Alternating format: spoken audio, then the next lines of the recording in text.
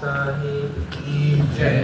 धनी धर्मदास साहिब की जय। श्री अजुरुदित नाम साहिब की जय। श्री अजुर मुकुंद मणि नाम साहिब की जय। संत महापुरुषों की जय। ध्यान मूलम गुरुर्मूर्ति पूजा मूलम गुरुपदम मंत्र मूलम गुरुर्वाक्यम मोक्ष मूलम गुरु। नमो नमो गुरुदेव को नमो कबीर सतपाल। नमो संत शरणागति सकल पाप भय। सतगुरु को कीजे बंदगी कोटि कोटि प्रणाम। कीट न जाने भृंग को गुरु कर ले आश्रम। आज इस घर में छलावा विधि जो हमारी विशिष्ट परंपरा का एक विधान है, हंस गमन की आरती। इस निमित्त श्री कौशल जी, जिनका इस संसार से जाना हुआ, उसके बाद जो हंस गमन की विधि होती है, उस परिवार के द्वारा यह रचना कराई गई। इस अवसर पर आपके इस प्रांगण में पधारे धर्माधिकारी साहब जी, संत मान साहेब, भक्तजन, परिवार के सदस्य और कौशल जी को श्रद्धा सुमन समर्पित करने आए आप दूसरे गांव से अतिथिगण, ग्रामवासी। जब हमारे बीच से कोई जाता है तो खालीपन तो लगता ही है, और जितना नजदीकी रिश्ता होता है उतना ही स्मरण ज़्यादा होता है, उनकी कमी ज़्यादा महसूस होती है और रिश्ता और भी घनिष्ठ होता है। तो घनिष्ठता का जो विषाद है और गहरा हो जाता है। ये तो संबंधों का, संसार का, परिवार का, सबका ये संबंध है और ऐसा होता है। लेकिन सद्गुरु ने जो हमें उपदेश दिया, उसका जो महिमा और महत्व ये है, जीवन चाहे गरीब का हो, जीवन अमीर का हो, जीवन मध्यम वर्ग, किसी का भी हो, भक्ति के बिना मुक्ति नहीं होती। भक्ति चाहिए। और जीवन में आप सत्संगी होकर जीवन में भक्ति नहीं कर पाते हैं, मनो मस्तिष्क आसपास के कचड़ों से मुक्त नहीं हो पाता है, तो इस जीव के लिए बहुत बड़ा संकट है, थोड़ा मोड़ा संकट नहीं है।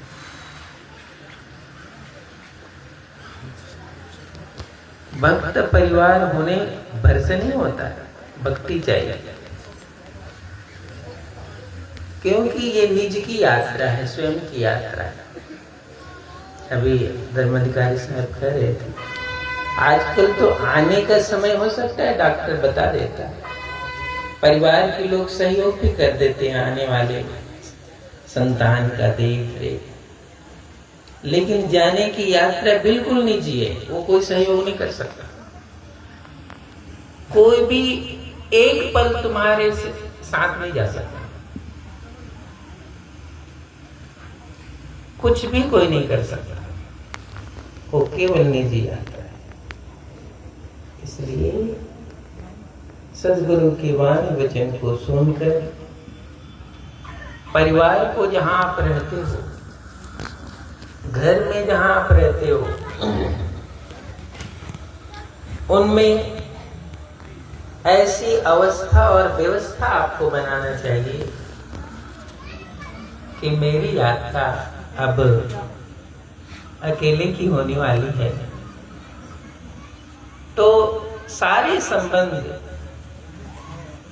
इतना मधुर हो कि छूटने का भी, उसे छूटने का भी हमें पीड़ा ना हो।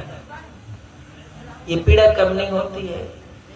मैंने तो सारा उत्तरदायित्व पूर्ण कर दिया, कुछ बाकी नहीं रखा। मन से भी, तन से भी, जीवन से भी। भक्ति तभी शुरू होगी। ये केवल उम्र बड़े होने से कुछ तुम मुक्त हो जाओगे ऐसा भी नहीं है। उम्र छोटे बड़े तो शरीर की यात्रा से होती है। आपको सही साधन होना चाहिए इन बंधनों से मुक्त होना है तो। और सद्गुरु का शरण, सद्गुरु का ज्ञान आप इसीलिए प्राप्त करते हो। आप गुरुमुखी हो, सत्संगी हो, साधु गुरु का उपदेश सुनते हो, तो कम से कम ये यात्रा हमारी उन्हीं महापुरुषों के ज्ञान उपदेश से सरल बन जाए। इसलिए महापुरुष कहते, कुंजी बता दो साहेब ताला खुला, कर लो जतन सखी साहेब मिले। हे सखी, तुम जीवन में ऐसा जतन करो, अब संसार से मिलन तो हो गया, संसार से मिलन हो गया, अब साहिब से मिलने की जतन करो। इस आत्मा को आगे मिलने की जतन करो, मुक्ति की साधन की जतन करो, भक्ति की साधन की जतन करो। ये जीवन की कमाई है। और यदि ये जीवन में कमाई नहीं हो पाई तो साहब कहते हैं बहु बंधन है। इतना बंधन है कि जीव निर्बंध नहीं है। यहां भी बंधन है, जीव जहां जाए वहां बंधन है। एक बंधन निभा नहीं पाए, अब बहु बंधन लेकर के जीव यात्रा कर रहा है। ये गहन दुख है, गहन दुख। इसलिए सभी जो सत्संगी हैं उनके जीवन में थोड़ा मोड़ा नियम रखो। साहिब के शब्द वाणी वचन को स्मरण करने का नियम रखो, ध्यान करने का नियम रखो। 4 पहर धंधे किया, 3 पहर रहा सोए, 1 पहर तुम सुमरन न किए तो मुक्ति कहां से हो?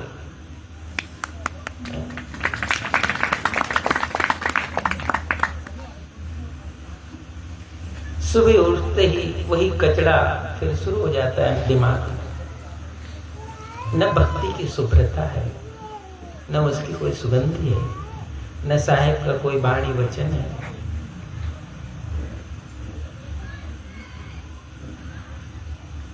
ये निश्चित है, भक्ति के बिना मार्ग सरल नहीं है, बहुत कठिन है, बहुत कठिन है। इसलिए सद्गुरु के मार्ग में भक्ति क्या है, इसको संतों महंतों से जो सुनते हो उसका अभ्यास करो। इसीलिए हमारे गुरु जी कहते हैं, पहनो पहनो सुहागिन ज्ञान गहना। हर गहने के लिए रोज मन लड़ाई करता है, लेकिन कभी ज्ञान गहने के लिए प्रीति नहीं रखता।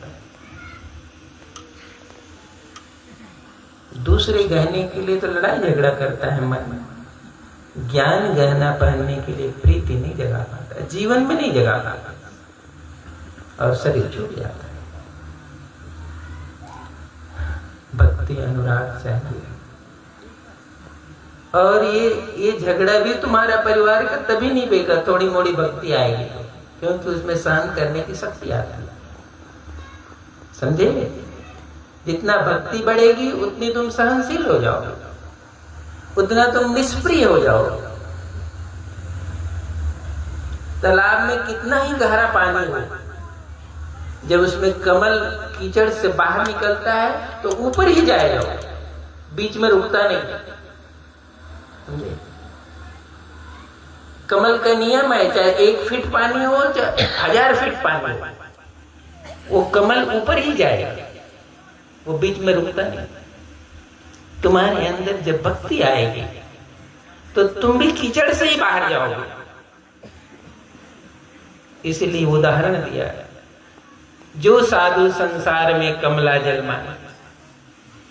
साधु भी संसार में है, लेकिन उसके पास एक भक्ति की तार है, भक्ति का धागा। वो संसार से ऊपर ही जाएगा, वो बीच में रुकेगा नहीं।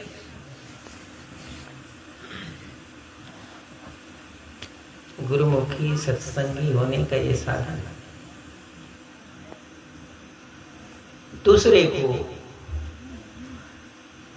ज्यादा दोष देने की जो प्रक्रिया मन में बनी रहती है, वो भजन सुमरन से ही समाप्त हो जाती है।